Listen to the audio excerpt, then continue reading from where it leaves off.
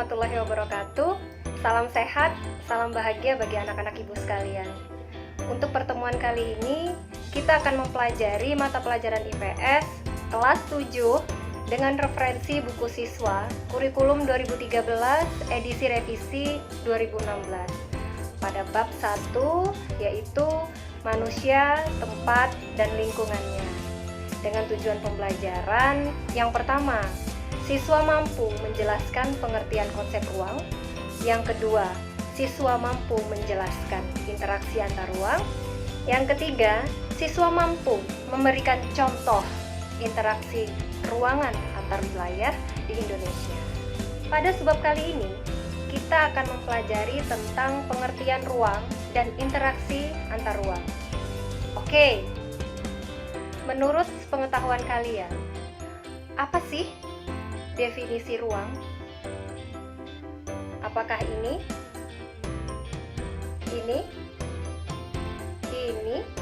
atau ini? Dari gambar-gambar tersebut, maka kita bisa mengambil kesimpulan bahwa ruang adalah tempat di permukaan bumi, baik secara keseluruhan maupun hanya sebagian yang digunakan oleh makhluk hidup untuk tinggal. Bagaimana anak-anak? Sudah paham ya pengertian ruang? Lalu, untuk selanjutnya, bagaimana ya interaksi antar ruang yang terjadi di dalamnya? Sebelum menjawab pertanyaan tersebut, kalian harus sudah paham apa itu interaksi. Berikut ini adalah contoh interaksi.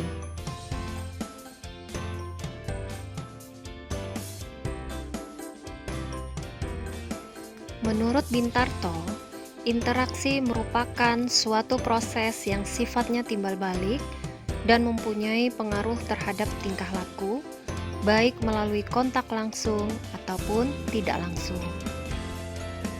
Bagaimana? Sudah paham apa itu interaksi? Oke, kita kembali ke pertanyaan sebelumnya. Bagaimana sih interaksi antar ruang yang terjadi di dalamnya?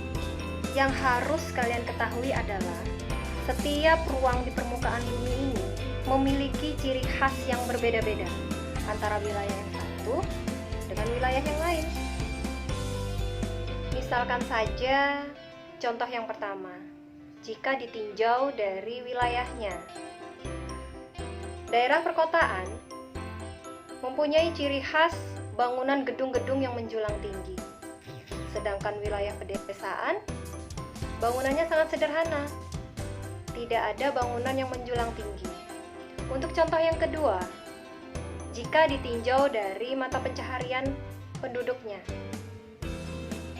bisa kita lihat mata pencaharian penduduk di daerah pegunungan biasanya adalah menjadi petani kebun, sedangkan masyarakat yang tinggal di daerah pesisir pantai biasanya menjadi nelayan.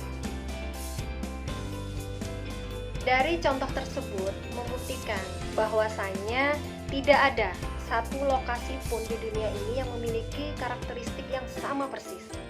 Dan karakteristik inilah yang menciptakan keterkaitan antar ruang di permukaan bumi ini. Interaksi keruangan dapat terjadi jika dalam kondisi seperti ini. Yang pertama, adanya kondisi saling melengkapi. Yang kedua, adanya kesempatan antar keruangan. Dan yang ketiga, adanya kemudahan transfer. Pertama, contoh pada kondisi saling melengkapi. Anggap saja wilayah A adalah Kecamatan Tenggarong Seberang dan wilayah B adalah Kecamatan Luakulu. Kecamatan Tenggarong Seberang merupakan penghasil beras, sedangkan Kecamatan Luakulu merupakan penghasil ikan. Kecamatan Tenggarong Seberang membutuhkan ikan, sedangkan Kecamatan Luakulu membutuhkan beras. Jika masing-masing memiliki kelebihan atau surplus, maka Kecamatan Tenggarong Seberang melakukan interaksi dengan Kecamatan Luakulu melalui aktivitas perdagangan atau jual beli, dan terjadilah kondisi saling melengkapi antar wilayah. Yang kedua, adanya kondisi kesempatan antar keruangan. Kesempatan antar keruangan dapat terjadi jika suatu wilayah menawarkan alternatif lebih baik sebagai tempat asal maupun tempat tujuan dari wilayah lain. Contohnya adalah, anggap saja wilayah A adalah Kecamatan Tenggarong Seberang dengan surplus beras minus ikan, wilayah B adalah Kecamatan Loakulu dengan surplus ikan minus beras, dan wilayah C adalah Kecamatan Tenggarong dengan surplus ikan. Kecamatan Tenggarong Seberang biasanya membeli ikan ke Kecamatan Loakulu. Namun kemudian diketahui ada Kecamatan Tenggarong yang juga surplus ikan. Karena Kecamatan Tenggarong jaraknya lebih dekat dan ongkos transportasinya pun lebih murah, para pembeli ikan di Kecamatan Tenggarong Seberang akan beralih membeli ikan di Kecamatan Tenggarong. Akibatnya, interaksi antara Kecamatan Tenggarong Seberang dan Kecamatan Loakulu melemah. Sedangkan interaksi antara Kecamatan Tenggarong Seberang dan Kecamatan Tenggarong menjadi kuat. Yang ketiga adalah kondisi kemudahan transfer. Interaksi antar ruang akan terjadi apabila ada kemudahan transfer. Kemudahan transfer itu sendiri selalu berkaitan dengan biaya, ketersediaan infrastruktur, dan kemudahan teknologinya. Sebagai contoh, seseorang akan menjual beras dari Kecamatan Tenggarong Seberang ke Kecamatan Loakulu. Namun, jalan menuju Kecamatan Loakulu terkendala akibat jembatan putus, sehingga tidak bisa dilalui. Akibatnya, orang tersebut tidak bisa menjual beras ke Kecamatan Loakulu. Nah, bagaimana anak-anak untuk pertemuan kali ini? Semoga bermanfaat ya bagi kalian. Terima kasih atas pertemuan kali ini. Sekian. Wassalamualaikum warahmatullahi wabarakatuh.